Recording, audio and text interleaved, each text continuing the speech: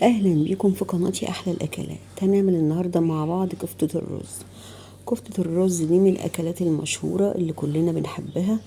مشهورة قوي في الاعياد وفي المناسبات. بتعمل كمية وفيرة جدا من كيلو لحمة. بتبقى طعمها لذيذ قوي. ممكن تاكليها متحمرة كده وممكن تحطيها في الصلصة. في تلك الحالتين بتبقى حلوة، وممكن تفرزيها في الفريزر وتبقى عندك جاهزة تعمليها في اي وقت.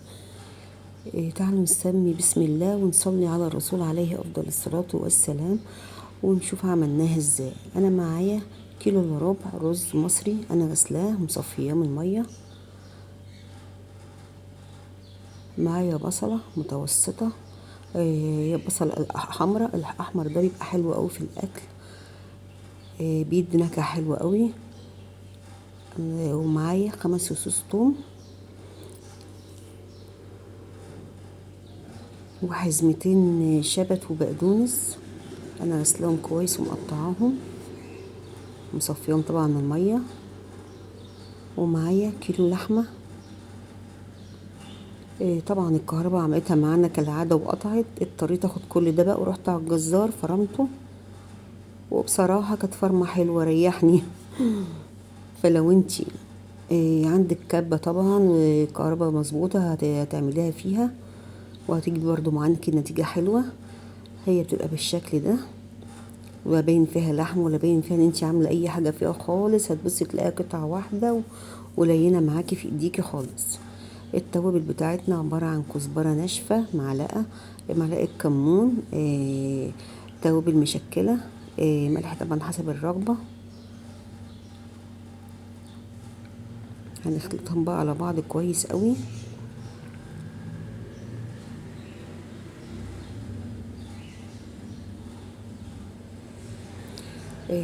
عشان نصبع بقى الكفتة هيبقى معانا طبق فيه حبة زيت. هنحط زيت في ايدينا كده ونعمل الكفتة بقى كويس، نلفها كده كويس عشان نخرج اي هوا، عشان طبعا ما تشققش معانا واحنا بنحمرها. هتطلع معانا بالشكل الحلو ده.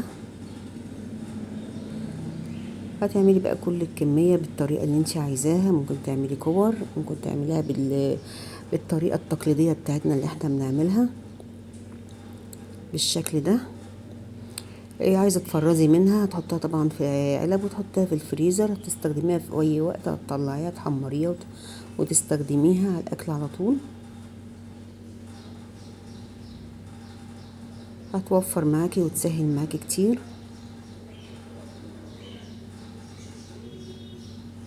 هنفرزها بالشكل ده برضو، نحطها في علب ونحط اكياس بلاستيك كده من اللي هي بتاعه التلاجة عليها. هنقطع الكيسه كده نصين ونحطها من فوق، ونرص عليها برضو الكميه اللي انت عايزاها، وهتدخليها في الفريزر وهتفضل محتفظه معاكي بشكلها وطعمها زي ما هي كده. تخرجيها في اي وقت تعمليها. هنحمر طبعا شويه منهم بقى. معايا طاسه على النار، حاطه فيها زيت غزير.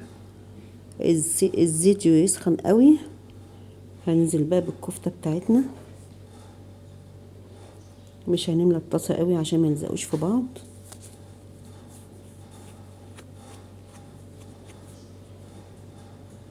ريحتها ما شاء الله قلب الدنيا.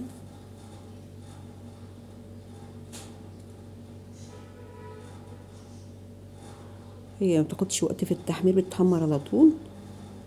يعني ايدك فيها على طول اول ما بتحطيها كده، ما فيش كمانش دقيقة وبتكون اتحمرت. بنقلبها طبعا عشان تاخد اللون على الجهتين، ما يبقاش ناحية اتحمرت والناحية لأ. بالشكل ده.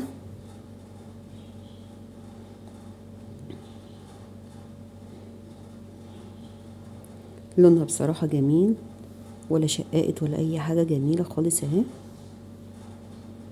هي بتتكلم عن نفسها. هنخلص الكمية كلها. ممكن تقدميها كده وممكن تعمليها في صلصة ان شاء الله. الفيديو الجاي هنعملها بالصلصة. لو عجبكم الفيديو إيه يا ريت تدعموني باللايك. الى اللقاء في فيديو جديد ووصفة جديدة. بحبكم في الله.